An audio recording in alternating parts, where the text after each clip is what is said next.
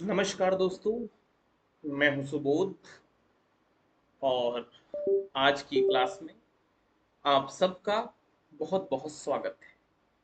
कैसे हैं आप सभी? मेरी उम्मीद है कि आप सब बहुत अच्छे होंगे, सकुशल होंगे और अपनी पढ़ाई बहुत अच्छी तरीके से कर रहे होंगे। दोस्तों, आज की ये जो क्लास है, ये असिस्टेंट प्रोफेसर और नेट जेआरएफ के लिए समान रूप से उपयोगी क्लास है। आज की क्लास में हम बात किस टॉपिक पे करेंगे? तो आज हम लोग पढ़ने वाले हैं प्राचीन भारतीय आर्य भाषाएं।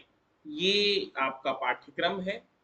ये आपके असिस्टेंस प्रोफेसर का पाठ्यक्रम है, लेकिन ये टॉपिक जो है, जब आप नेट जेआरएफ की परीक्षा देते हैं उसमें भी ये सम्मिलित है।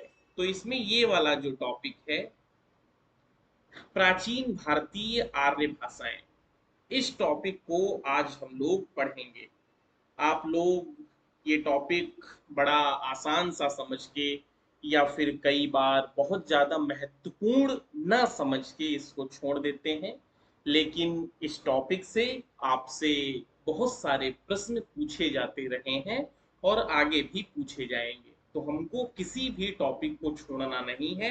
हर टॉपिक को हमको बहुत गहराई के संग, जितना उस टॉपिक से जरूरी है उतना जरूर पढ़ लेना है। तो आज की क्लास में हम लोग बात करने वाले हैं अपने इस टॉपिक पे। टॉपिक आपको बताया जा चुका है, प्राचीन भारतीय आर्य भाषाएं।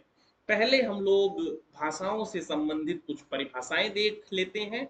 दरअसल हम लोग इस क्लास में भाषा पे बिल्कुल बात करने नहीं जा रहे हैं, लेकिन एक भूमिका के तौर पे एक दो विद्वानों की परिभाषाएं हम लोग देखेंगे, जो आपकी पिछली परीक्षाओं में आपसे पूछी भी जा चुकी है। फिर उसके बाद हम लोग सीधे अपने टॉपिक पे वापस आ जाएंगे। सामान्यतः भाषा की जो बड़ी आम परिभाषा है, तो वो ये है कि भाषा मनुष्य की सार्थक व्यक्त वाणी को कहा जाता है। भाषा मनुष्य की सार्थक व्यक्त वाणी को कहा जाता है। श्याम सुंदर दास जी ने भाषा के बारे में क्या कहा है, इनकी परिभाषा एक बार देख लेते हैं। श्याम सुंदर दास कहते हैं कि मनुष्य और मनुष्य के बीच वस्तुओं के विषय में अपनी इच्छा और मत का आदान प्रदान करने के लिए व्यक्त ध्वनि संकेत यानी आ से ज्ञा तक ध्वनि संकेतों का जो व्यवहार होता है, उसे हम भाषा कहते हैं। ये डॉक्टर श्याम सुंदर दास कहते हैं। उसके बाद एक परिभाषा हम लोग देख लेते हैं डॉक्टर बाबूराम सक्सेना की। डॉक्टर बाबूराम सक्सेना कहते हैं कि जिन ध्वनि चिन्हों द्वारा मनुष्य परस्पर विचार विनिमय करता है, जिन ध्वनि चिन्हों के द्वारा मनुष्य परस्पर विचार विनिमय कहता है, उसको समष्ट रूप से हम क्या कह देते हैं, भाषा कह देते हैं। तो ये भाषा की कुछ परिभाषाएं थी। इस क्लास की भूमिका बनाने के लिए ये भाषा की परिभाषाएं आपको कुछ बताई गई। भाषा पे बहुत सारे विद्वानों ने बात की है। कभी वक्त मिला तब जब हम भाषाओं पे बात करेंगे, तब इस टॉपिक पे सविस्तार बात करेंगे। फिलहाल इतना ही। आज हमको जिस टॉपिक पे पढ़ना है, अब हम लोग उस टॉपिक की ओर चलते हैं। तो आज हम पढ़ रहे हैं भारतीय आर्य भाषाएं।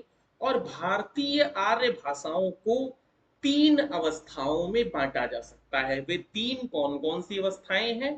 पहली अवस्था है प्राचीन भारतीय आर्य भाषा। दूसरे भाग में इसको बांट सकते हैं मध्य भारतीय आर्य भाषा। और तीसरी जो इसकी अवस्था है, वो आधुनिक भारतीय आर्य भाषा। इनका जरा कालखंड देख लेते हैं कि कौन सी भाषा किस समय तक रही। तो प्राचीन भारतीय आर्य भाषा का जो कालखंड है, वो 500 ईसा पूर्व से 1500 ईसा पूर्व से, माफ करना, प्राचीन भारतीय आर्य भाषा का जो समय है, वो 1500 ईसा पूर्व से 500 ईसा पूर्व तक है। उसके बाद आते हैं मध्यकालीन भारतीय आर्य भाषा पे। तो इसकी जो समय सीमा है, वो है 500 ईसा पूर्व से 1000 ईस्वी सन तक, 1000 ईस्वी तक। और जो आधुनिक भारतीय आर्य भाषा है, वो 1000 ईस्वी से आज तक है। तो ये तीन पॉइंट हम लोगों को अलग अलग बांट के पढ़ने हैं। पहले हम लोग पढ़ेंगे प्राचीन भारतीय आर्य भाषाएं, जिसमें हम लोग वैदिक संस्कृत पढ़ेंगे, लौकिक संस्कृत पढ़ेंगे। फिर उसके बाद हम पढ़ेंगे मध्य भारतीय आर्य भाषाएं, जिसमें हम लोग पाली पढ़ेंगे, प्राकृत पढ़ेंगे, ये सारी चीजें इसमें पढ़ेंगे। फिर उसके बाद हम लोग बात करेंगे आधुनिक भारतीय आर्य भाषाओं पे। तो मेरी ये उम्मीद है कि आप अब तक आपको ये समझ में आ गया होगा कि हम इस क्लास में बात किस टॉपिक पे करने वाले हैं। तो अब आप तैयार हैं, शुरू करते हैं अपनी क्लास को। क्लास छोड़ के आप लोग कहीं नहीं जाएंगे, क्लास में ही बने रहेंगे। फिर कह रहा हूं, टॉपिक आपके लिए ये उतना ही महत्वपूर्ण है जितने अन्य महत्वपूर्ण टॉपिक हैं। कोई टॉपिक ऐसा नहीं होता जो महत्वपूर्ण ना हो, प्रश्न कहीं से भी आ सकता है। तो बढ़ते हैं आज अपनी क्लास की तरफ, और अब हम लोग पढ़ना शुरू करते हैं प्राचीन भारतीय आर्य भाषा। प्राचीन भारतीय आर्य भाषा, इस बिंदु को अब हम लोग पढ़ने वाले हैं। तो प्राचीन भारतीय आर्य भाषा में वैदिक संस्कृत, जिसका कालखंड 2000 ईसा पूर्व, राउंड फिगर में मान सकते हैं 2000 ईसा पूर्व से 1000 ईसा पूर्व, और लौकिक संस्कृत 1000 ईसा पूर्व से 500 ईसा पूर्व, ये समाहित है किसमें? प्राचीन भारतीय आर्य भाषाओं में। इनका प्रारंभ जो है वो प्रागैतिहासिक समय से ईस्वी पूर्व 5वीं शताब्दी से माना जाता है। प्रागैतिहासिक का शाब्दिक अर्थ आप सबको पता है, जिसका इतिहास हमको लिखित तौर पे प्राप्त नहीं है। अब इसमें हम लोगों को बात करनी है दो चीजों की।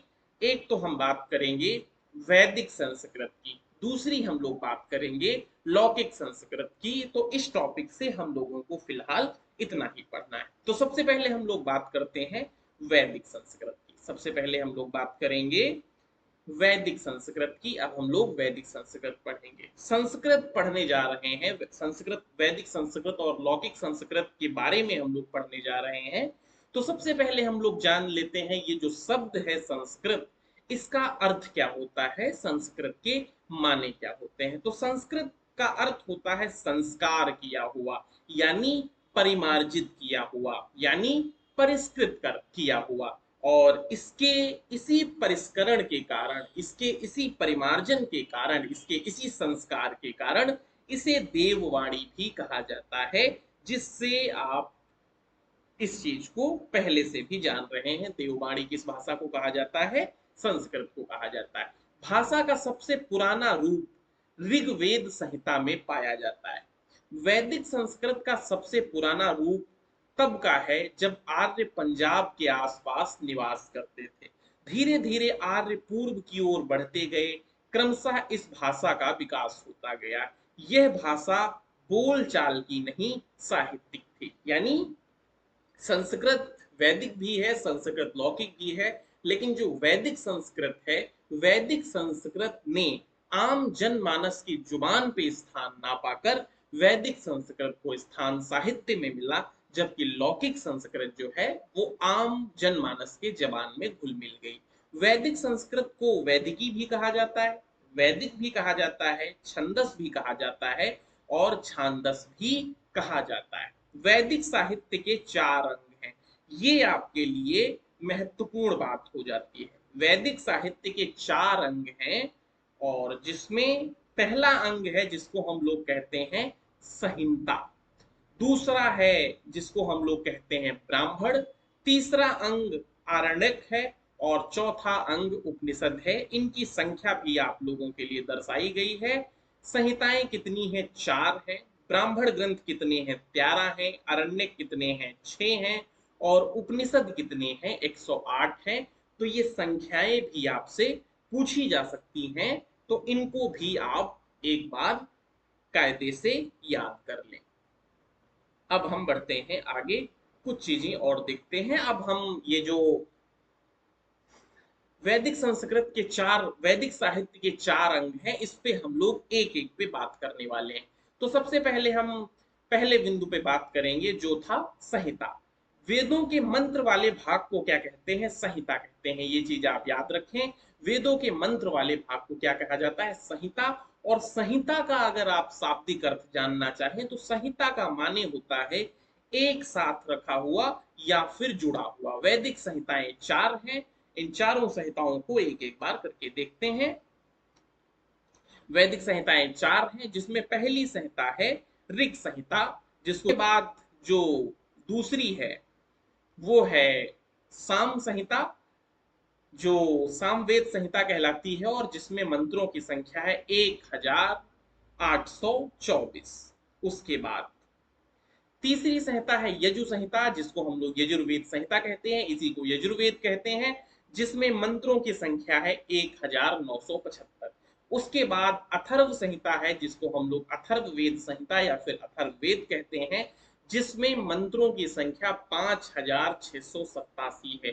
तो इसमें कुल मिला के हमको मंत्र ही याद रखने हैं। हो सकता है आप से ये प्रश्न कर लिया जाए कि ऋग्वेद में कितने मंत्र हैं, यजुर्वेद में कितने मंत्र हैं, सामवेद में कितने मंत्र हैं और अथर्ववेद में कितने मंत्र हैं। कुछ बातें ऋग्वेद से संबंधित हैं जिसपे हम लोग एक नजर डालते हैं। जैसे ऋग्वेद में कुल मंडल कितने हैं, तो ऋग्वेद में 10 मंडल हैं।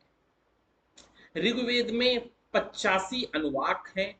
ऋग्वेद में 1028 सूक्त है। ऋग्वेद में 1028 सूक्त हैं और ऋग्वेद में 10,580 कुल ऋचाएं हैं। और ऋग्वेद के तीसरे मंडल में गायत्री मंत्र का वर्णन किया गया है और जिसके रचयिता कौन है, विश्वामित्र हैं। तो ये सारे फैक्ट थे जो आपके लिए महत्वपूर्ण थे।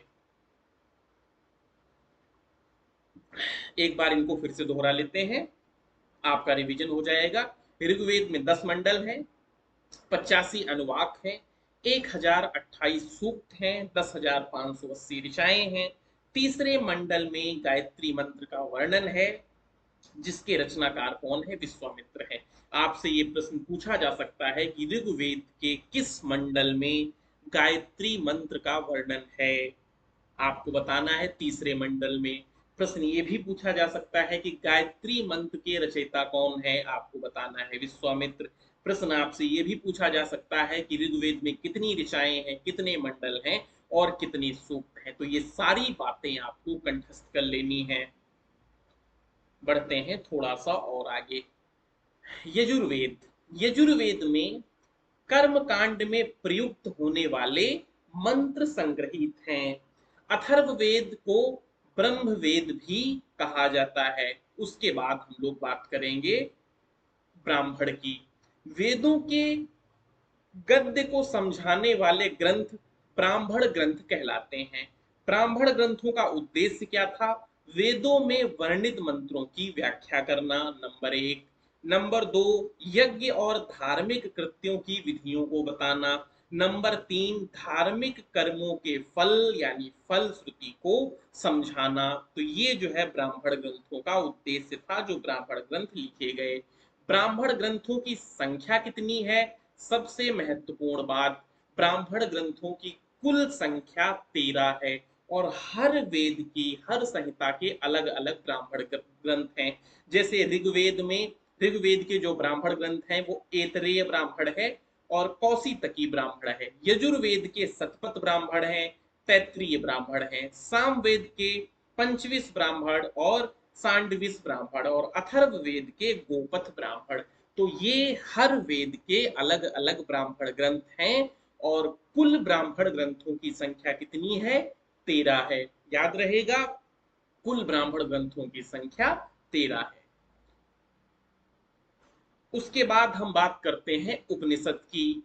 अब हम बात करने वाले हैं उपनिषद की। उपनिषदों की संख्या कितनी है, 108 आपको पीछे बताया जा चुका है, जिनमें से 12 बहुत ज्यादा महत्वपूर्ण है। वह 12 कौन कौन से हैं, ईसा वास्योपनिषद, केन उपनिषद, कठोपनिषद, प्रश्नोपनिषद, मुंडकोपनिषद, मांडूक्य उपनिषद, तैत्रीय उपनिषद, ऐतरेयोपनिषद, छंदोग्य उपनिषद और बृहदारण्यकोपनिषद, श्वेता स्वतरोपनिषद और कौशितकी उपनिषद। अगर किसी का वाचन थोड़ा सा गलत हो गया हो तो थोड़ा सा माफ करिएगा। सबसे छोटा कौन सा है, मांडूक्यो उपनिषद। सबसे छोटा मांडूक्यो उपनिषद।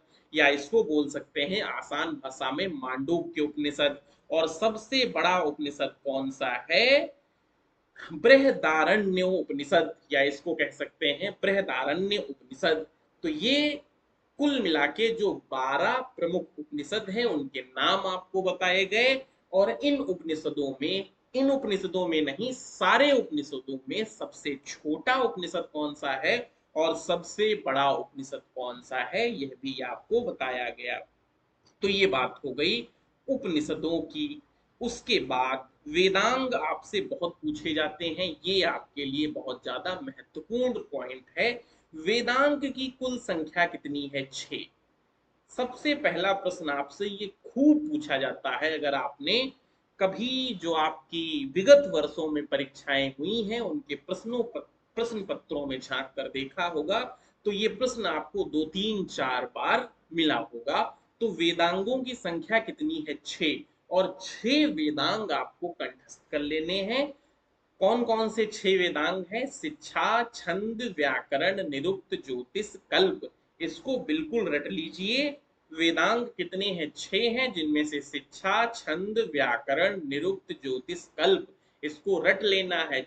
शिक्षा, छंद, व्याकरण। 3 इधर 3 उधर। शिक्षा, छंद, व्याकरण।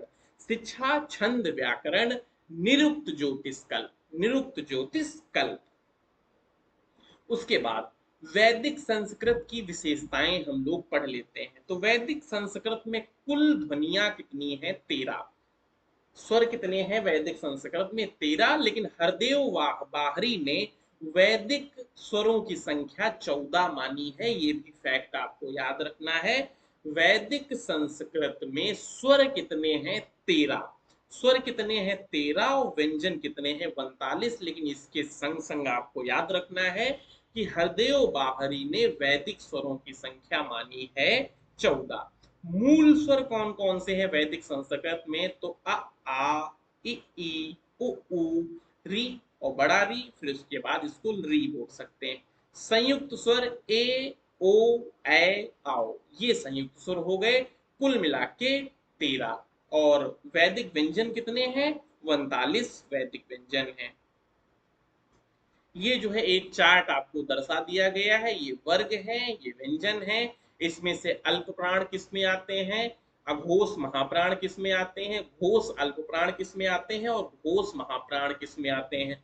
तो इस चार्ट को आप यहीं पे रोक लीजिए और चार्ट का एक स्क्रीनशॉट ले लीजिए। उसके बाद आप रट डालिए का वर्ग के कौन से हैं। चाहिए तो चीज आपको पता होगी, लेकिन आपको ये रटना है कि अघोष वाले कौन से हैं, घोष वाले कौन से हैं, अल्प प्राण कौन से हैं, महाप्राण कौन से हैं। तो एक ये कोई बहुत कठिन चीज नहीं है, इस पे एक नजर आप डालेंगे आपको चीजें याद हो जाएंगी। अगर आपने ये पढ़ रखा होगा अघोष की परिभाषा क्या है, अघोष किसे कहते हैं, अल्प प्राण किसे कहते हैं, महाप्राण किसे कहते हैं, तो आपको आराम से याद हो जाएगा।